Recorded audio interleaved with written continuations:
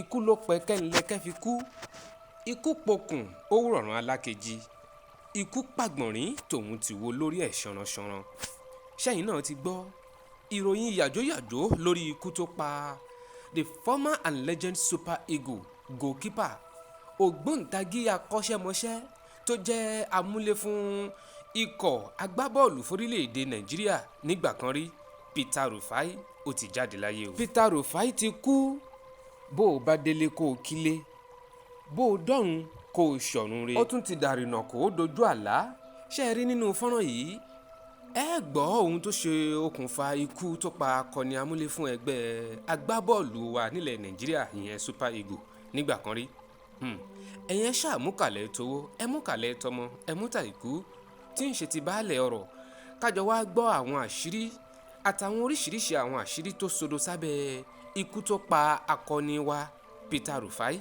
Former Super Eagle goalkeeper Peter Rufai died on July 3, 2025 at the age of 61 years in Lagos State after battling a prolonged and serious illness.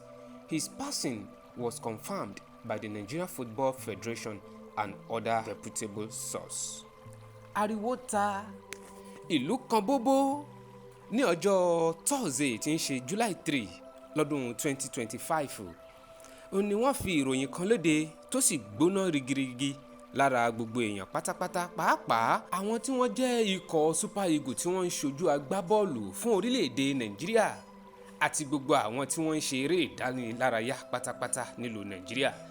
Nítorí ìròyìn wípé Peter Rufai ó jáde láyé lẹ́ni ọmọ ọdún 61 years, ọmọ ọdún ogún mẹ́ta ó lé kan. Nínú àwọn ìròyìn tá a gbọ́ eléyìí tí NFF tí wọ́n fi léde, ìyẹn Nigerian Football Federation tí wọ́n fi léde ni wípé Peter Rufai tó jẹ́ ògbóǹtagì amúlé fún ẹgbẹ́ ikọ̀ Super Eagle nígbà kan rí, wọ́n ló jáde láyé lóòótọ́. NFF pé ìlú Èkó ni Peter Rufai kú sí o, látàrí àìlera kan tó ti ń bá a fínra lọ́jọ́ tó ti pẹ́. Nínú àwọn ìròyìn míì tó jáde nípa ikú tó pa Peter Rufai, òun ni ìròyìn kan tó jáde láti ọ̀dọ̀ ESPN. Nínú ìfiléde tí ESPN tí wọ́n fi léde nípa ikú tó pa Rufai ni wípé wọ́n ní Peter Rufai ó ti ń ṣòjòjò, ara ẹ̀ ò yá láti bí ọ̀sẹ̀ mélòó kan sẹ́yìn, ṣùgbọ́n kó tó di wípé ó pàpà jáde láyé ní nǹkan bíi aago 6 àárọ̀ ní ọsibítù kan tó wà ní ìlú Èkó.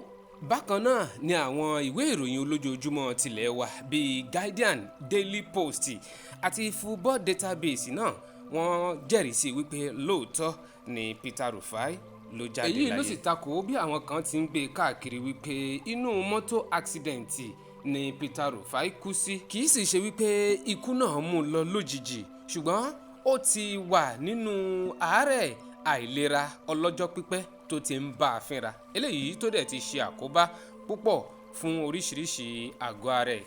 Peter Rufai tó bá délé kò kílé o, ṣùgbọ́n Peter Rufai jẹ́ akọni àtàkíkanjú nínú ikọ̀ tó ń ṣojú fún Nàìjíríà tí wọ́n pè ní Super Eagle.